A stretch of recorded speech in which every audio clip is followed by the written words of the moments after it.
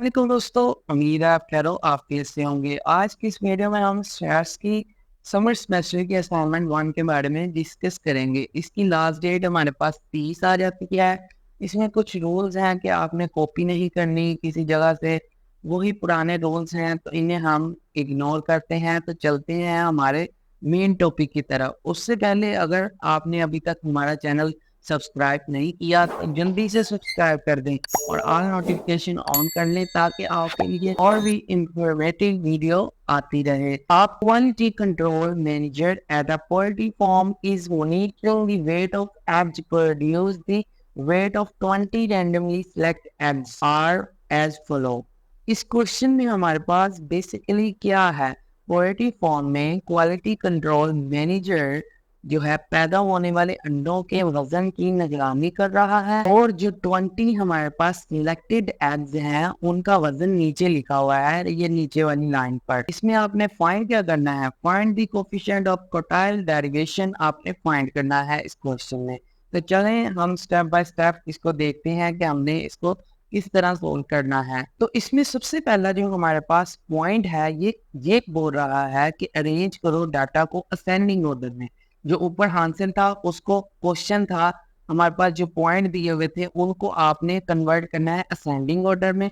ये हमने ascending order में कन्वर्ट कर दिया। फिर आपने क्वोटाइल्स फाइंड करने हैं, Q1 फाइंड करना है सबसे पहले। तो आपके पास नंबर ऑफ डाटा पॉइंट जो आ जाते हैं वो 20 आ जाते हैं।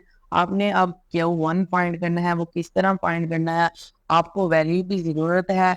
ये आपने जो Q1 पे आपने फॉर्मूला लगाना है n+1 लगाना है। Q1 के लिए हमारे पास n+1 यूज होता है। अगर आप Q2 फाइंड करेंगे तो आपने 2 multiply n+1 divided by 4 use करना है।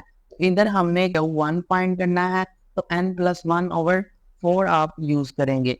तो हमारे पास जो n है वो 20 है प्लस 1 डिवाइडेड बाय 4, आपके पास आंसर आ जाएगा 5.25। तो ये हमारे पास जो Q1 है ये बिटवीन दी फिफ्थ और सिक्स वैल्यू, सिक्स और फिफ्थ वैल्यू के दरमियान है। 5.25 जो है हमारे पास वैल्यू जो ऊपर आई है, पोजीशन आई है, पोजीशन ऑफ Q1 जो है वो हमारे पास 5.25 है।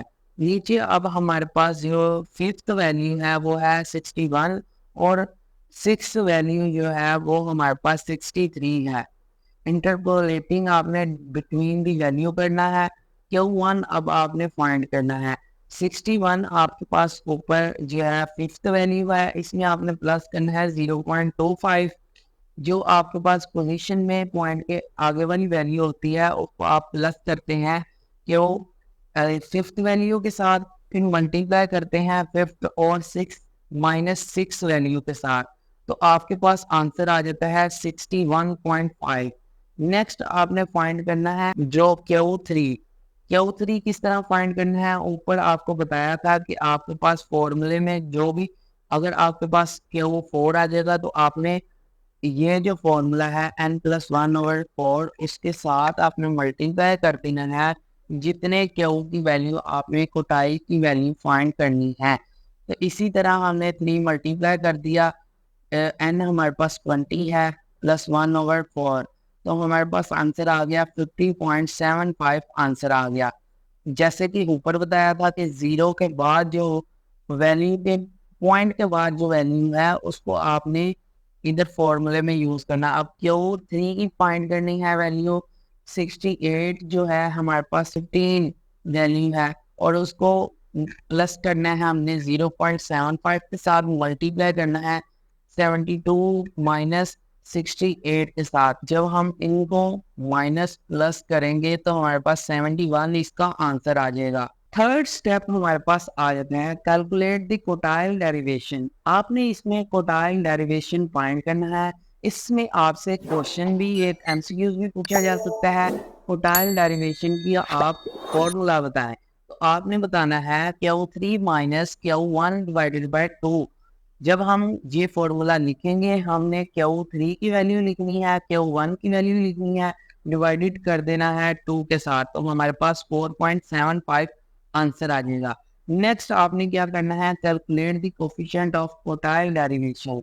आपने अब CQD फाइंड करना है। इसका भी आपको एमसीक्यू पूछा जा सकता है कि आप इसका फॉर्मूला लिखिए। हमने Q D divided by Q three plus Q one divided by 2 लिखना है, ये हमारा फॉर्मूला आ जाता है। अब क्यू डी की जो वैल्यू आई है 4.75 वो लिखनी है, क्यू थ्री की divided by Q three plus Q one की वैल्यू लिखनी है और डिवाइडेड बाय 2 कर देना है, तो आपके पास आंसर आ जाएगा 0.0717, इसका आंसर आ जाएगा। नेक्स्ट हमारे पास क्वेश्चन आ जाता है, at a large manufacturing company, एक बड़ी manufacturing company, the following is a record for a working hours that were logged for different personnels. Calculate a coefficient of variation. एक बड़ी मैन्युफैक्चरिंग कंपनी में दर्ज झेल काम के औकात का रिकॉर्ड है जो मुख्तलिफ एहलकारों के लिए लॉगिंग किए गए थे। इसमें आपने कैलकुलेट करना है, कैलकुलेट आपने क्या करना है, calculate it coefficient of variation. Coefficient of variation आपने फाइंड करनी है। ये हमारे पास वर्किंग आवर्स आ जाते हैं। अब हम देखते हैं कि इसको हम किस तरह कोफिशिएंट ऑफ वेरिएशन को फाइंड कर सकते हैं। स्टेप बाय स्टेप देखेंगे कि किस तरह हम इसको फाइंड कर सकते हैं। इस क्वेश्चन में हमने सबसे पहले क्या करना है, मीन कैलकुलेट करना है। हमारे पास डाटा सेट आ जाता है, ये हमारे पास डाटा सेट है। नंबर ऑफ डाटा पॉइंट, अब ये कितने नंबर्स हैं ये हमने देखना है। ये 32 एन हमारे पास 32 आ जाता है। सम ऑफ डाटा पॉइंट, इन सब का आपने सम करना है, तो हमारे पास 841 आ जाता है, 41 आ जाता है। फिर आपने मीन किस तरह फाइंड करना है। अब आपसे ये भी पूछा जा सकता है कि मीन का साइन किस तरह का होता है, सिंबल किस तरह होता है, तो आपने दिखाना है इस तरह का होता है। फिर आपने mean equal to sum of data point over n, आपने जो आपका सम है, डाटा पॉइंट्स का सम है, उसको डिवाइड करना है कितने नंबर ऑफ पॉइंट हैं हमारे पास उसके साथ, तो 26.40 हमारे पास आंसर आ जाता है इस मीन का। अब हमने फाइंड क्या करना है, कैलकुलेट द स्टैंडर्ड डेरिवेशन। आपको ये भी पूछा जा सकता है, एमसीक्यूज भी इसके रिलेटेड के स्टैंडर्ड डेरिवेशन का आप फॉर्मूला बताएं। आपने ये बताना है कि ये हमारे पास स्टैंडर्ड डेरिवेशन का फॉर्मूला है। फिर आपसे एक और एमसीक्यूज पूछा जा सकता है, इसका सिंबल किस तरह का होता है, इस तरह का सिंबल होता है। फिर आपने इसको कैलकुलेट क्या करना है, ये फॉर्मूले में सिग्मा एक्स आई माइनस, फिर आपके पास ये आ जाता है मीन, ये सिंबल किसका है, मीन का, उसका स्क्वायर लेना है, डिवाइडेड बाय एन है हमारे पास। सबसे पहले हमने ये सिग्मा एक्स आई माइनस जो मीन है इसको फाइंड करना है। नीचे हम जब इसको फाइंड करेंगे, एक्स आई की जब हम वैल्यू ऐड करेंगे तो ये हमारे पास 30 आ जाती है, और माइनस मीन की वैल्यू हमारे पास 26040,625 और इसका स्क्वायर आ जाता है, और ये वैल्यू रिपीट होती रहती है एन तक, नंबर ऑफ एन तक। तो हमारे पास इसका आंसर आ जाता है 1311.75, इसका आंसर आ जाता है। अब वेरिएशन आपने जो है मीन डेरिवेशन की डबल करनी है, स्क्वायर रूट ले लेना है आप। जब दोनों तरफ आप स्क्वायर रूट लेंगे तो हमारे पास जो मीन डेरिवेशन का जो स्टैंडर्ड डेरिवेशन का ऊपर फॉर्मूला था, इनका इसका जो स्क्वायर रूट है ये कैंसिल हो जाएगा, तो हमारे पास इसका आंसर आ जाएगा 40.367, इसका आंसर आ जाएगा। थर्ड जो हमारे पास इसका पॉइंट आ जाता है, स्टेप आ जाता है, इसमें हमने कैलकुलेट क्या करना है, coefficient of variation. Coefficient of variation आपने किस तरह फाइंड करना है, सीवी किस तरह फाइंड करनी है। आपके पास जो है मीन हो और आपके पास स्टैंडर्ड डेरिवेशन हो, आपने standard derivation divided by mean multiply 100% आपने लिखना है। इसको जब आप सॉल्व करेंगे तो आपके पास 24.05% आंसर आ जाएगा। ये हमारा आंसर आ गया है। फर्स्ट क्वेश्चन का आपको पहले आंसर बता दिया था, आप सेकंड का बता दिया है।